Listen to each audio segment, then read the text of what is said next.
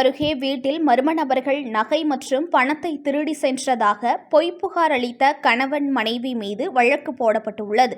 பொய் புகார் அளிப்பவர்கள் மீது குற்ற வழக்குகள் பதிவு செய்து சட்டப்பூர்வ நடவடிக்கை மேற்கொள்ளப்படும் என மாவட்ட எஸ்பி ஸ்டாலின் எச்சரிக்கை விடுத்துள்ளார்.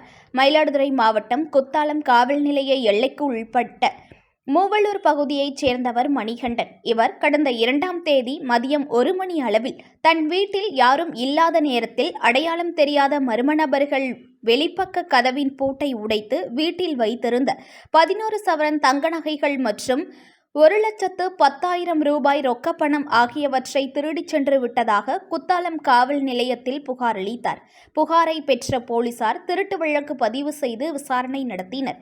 மேலும் கைரேகை நிபுணர்கள் மற்றும் தனிப்படை போலீசார் சம்பவ இடத்தை பார்வையிட்டு தடயங்களை சேகரித்து நடவடிக்கை மேற்கொண்டனர். விசாரணையில் திருடு போனதாக கூறப்பட்ட சம்பவம் முற்றிலும் உண்மைக்கு புறம்பானது என்றும் மணிகண்டன் மற்றும் அவரது மனைவி வளர்மதி ஆகிய இருவரும் 2 சவரன் தங்க நகைகள் மற்றும் 74,000 ரூபாய் ரொக்கப்பணத்தை தனது வீட்டில் பதுக்கி வைத்திருந்ததாகவும் மீதமுள்ள 9 சவரன் தங்க நகைகள் அடமானத்தில் இருப்பதும் தெரியவந்தது.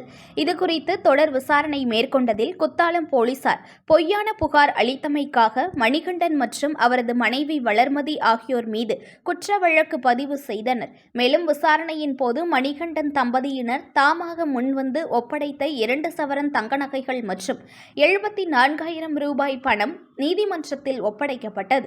இதுபோன்று பொய் புகார் அளிப்பவர்கள் மீது குற்ற வழக்குகள் பதிவு செய்து சட்டப்பூர்வ நடவடிக்கை மேற்கொள்ளப்படும் என மயிலாடுதுறை காவல் கண்காணிப்பாளர் ஸ்டாலின் எச்சரித்துள்ளார்.